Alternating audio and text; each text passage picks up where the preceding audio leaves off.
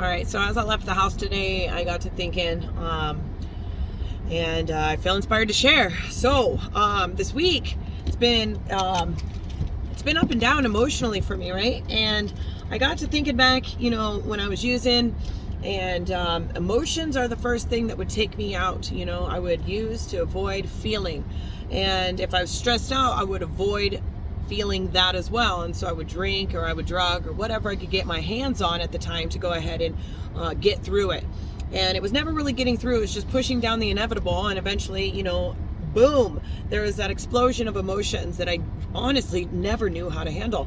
And so I think about that and I reflect on that, because as I'm looking back through this week and I see my emotional ups and downs, I realize that I truly have gotten to that place of emotional balance.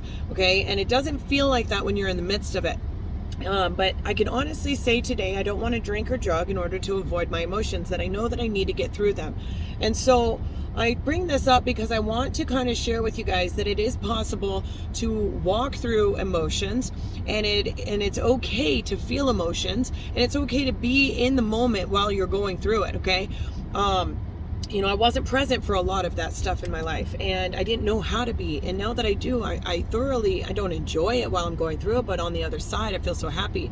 And as I was walking down the stairs today, I was like, man, I honestly feel like I'm crazy, because yesterday, I, throughout the day, I'd be going good. Everything was great. I'm super pumped up and I'm grateful and I'm blessed. And then all of a sudden, it wasn't that I wasn't blessed or grateful, but it was crazy because all of a sudden, one little thing would not necessarily go wrong, but would upset me, and I would just start crying.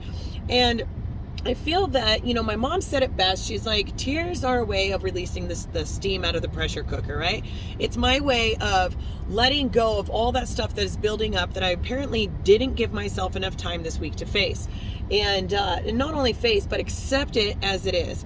And so, a CEO of Fit Body, I went to a mastermind the beginning of last year, so the beginning of 2020, and he talked about that emotional balance, how no matter what, whatever goes up must come down. And instead of making it so extreme like my life used to be, that roller coaster that was, honestly, I couldn't wait to get off of, it goes up and it comes down and it goes up, and so I'm more in a baseline now. And I give that, I give praise to the program and working the steps and working with a sponsor, and also diving into my trauma and facing those things so that everything is not that extreme anymore. Also, I don't know if you listen to Jocko, but Jocko is an amazing speaker, and he talks about everything being good in life, right? And so in life, no matter what happens, no matter what we think might be bad or whatever, I've held on to this concept, because no matter what happens in life, there is always good behind it. We don't know, and sometimes we don't always see what that good is. But I want you to look at the silver lining in all situations, okay? Try to see every experience as being a good one, giving you an opportunity of growth, giving you an opportunity to close a door and open another one, or walk through an open door. I mean, you might not even have to open that door, because I know God has opened doors for me that I've literally just walked through. So wherever you're at in life, don't feel crazy. Know that you're not alone, and it's okay to feel, all right? Just don't get stuck in those feelings. And just love yourself during this process. It takes a lot. It's taken a lot of time for me to kind of sit back and be okay with me. And when I was crying yesterday, I was not okay with me. I was upset because I was crying, because, and I'll give you the scenario. I wanted to go out to a show last night, and it's in a bar, and it's with friends that I, hung out with in my past life.